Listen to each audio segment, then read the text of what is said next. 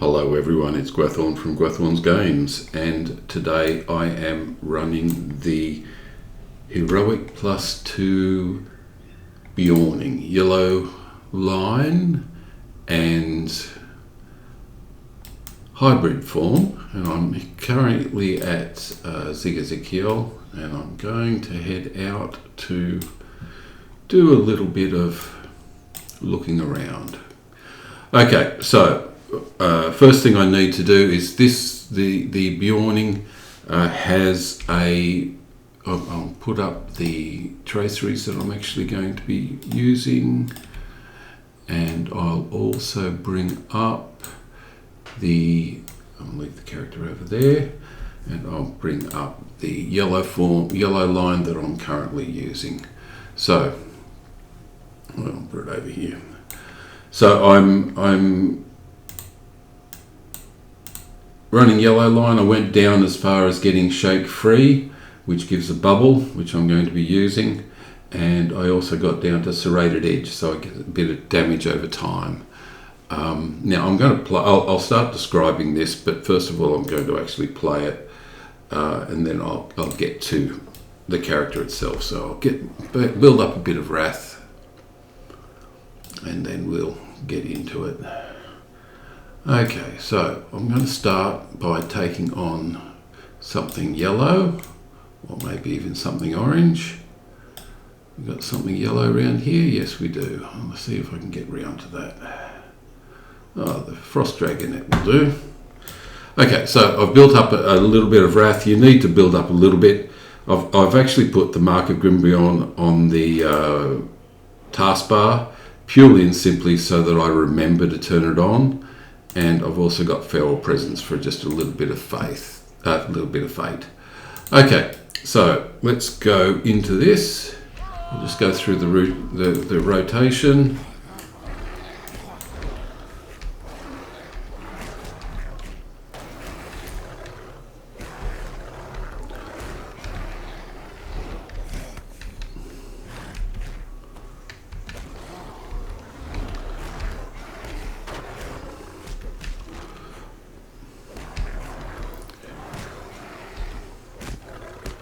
Okay, so relatively straightforward. That was fighting against yellow. It didn't do too bad. I'll go back to man form to start off with again, but I'll now try a second yellow creature, just to try it. Okay, let's go through. So I'm obviously running this on Heroic +2. Here's the Eye of Sauron kicking up. I've got the removal of the corruption. Oh, we've got another one.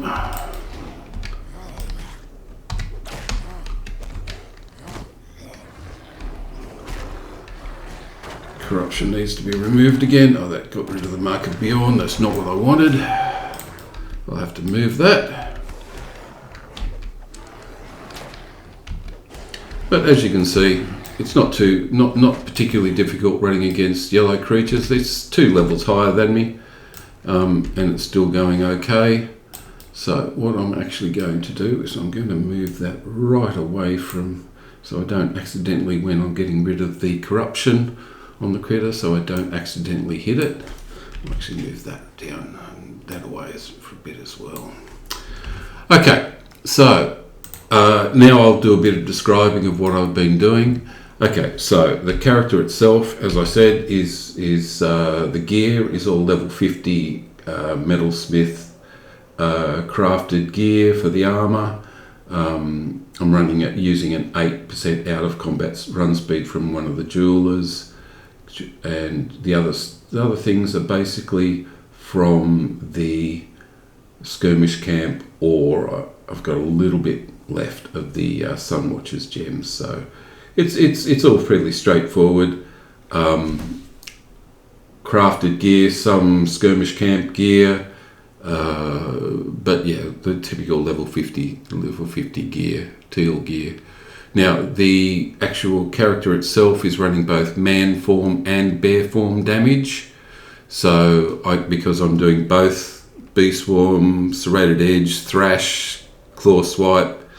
All of those are between bear form and man form, and I'm swapping between the two.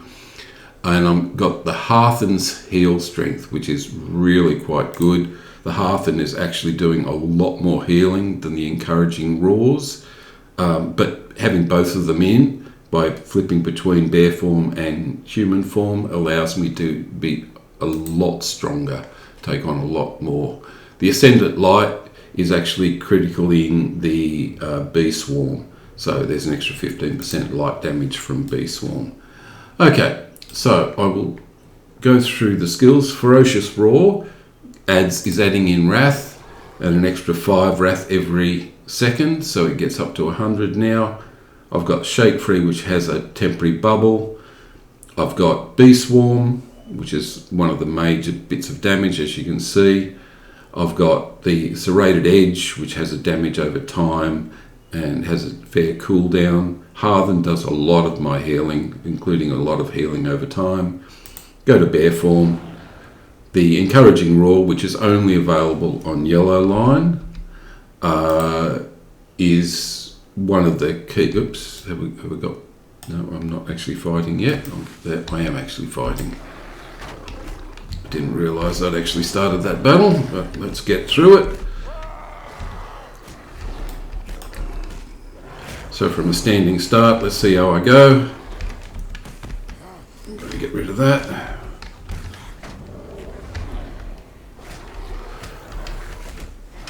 Got to get out of that. A Relentless Maul. Yes, it has a place. That's the bear form. It's decent. It's not 100%. It's not as good as it should be, but it's pretty good. Keep using that Encouraging Roar to get the healing up. I've got to get rid of that. Got to get rid of the corruption that was. Yep, got to get out of there. While I'm running, I can heal, which is nice. And there we go. So that's an orange creature. It was close, but I got caught off guard as much as anything else. So, Encouraging Roar comes with Yellow Line. I'll see if, so you can see you've got the Mark of Grimbeorn, which is important, and you've got Encouraging Roar, which is good. Hopefully I won't get attacked while I've got nothing actually up. I've heard Blue Line's kind of okay, but you just the amount of healing you get from Encouraging Roar and Hearten, it's just so good that you really can't get by without it. But Bee Swarm damage, so a lot of that damage comes from Bee Swarm.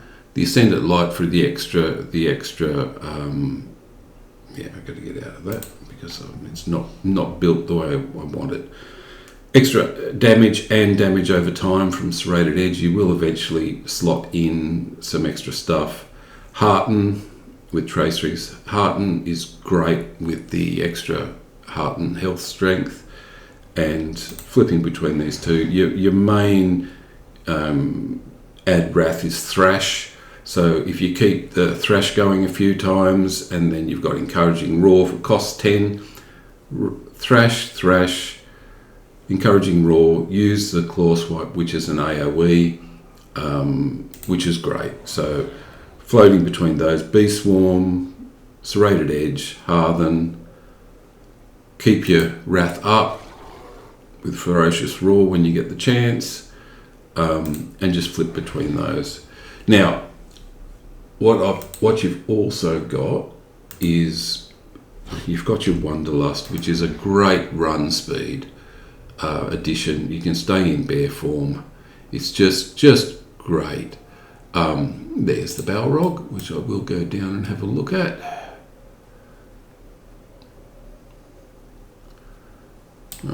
That's why I've got Grimbeorn on the rotation, on the taskbar, just so that I remember. Run into the cliff to have the best chance of surviving a fall. There's the Balrog. Okay, now I will take one or two things out while I'm here. Now I don't actually have, and I probably should be using, a hope token. You can see that not only will it get rid of the dread, but the maximum, I'll actually get away from there so that the dread decreases.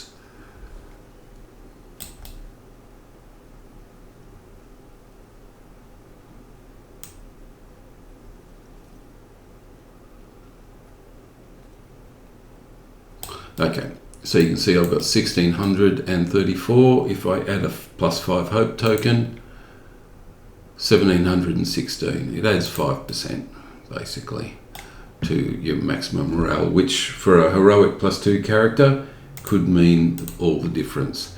The piercing cry has disappeared with the latest update. This is based on 37.2, this character. But the nice thing about Wanderlust to get out of it is just go to human form. It's on the keypad. Flip between the two if you need to. And yeah, that's essentially the best part of... So if you're in human form, which you usually start from, you can interact with quests and quest items and things like that, and it's so easy to just flip between the two. Now, I will finish this by having one more critter, fighting one more critter, and I'll describe what I'm doing as I go through it. But let's go. So I've done the Ferocious Roar, I'll do the bubble, bees, bubble, serrated edge, hearthen, flip, take down to give a bit of stun, thrash, heal, thrash, swipe, heal, thrash, bees back up, bees, serrated edge for the damage over time, get out of the way of that, heal, thrash, swipe, thrash, gone. Okay, and that is the heroic +2 Bjorning yellow line with both man and human form. I hope you enjoyed it. I'm enjoying playing this character. It's pretty good, even at 3, even runs solo 3-player instances relatively easily, which is pretty good. You can also pretty much pick up from a defeat just by going in, Ferocious Roar, Grim Bjorn, bubble, heal, swap, heal, and go back into it. Okay everyone, thank you for watching, and I'll catch you next time. Bye all.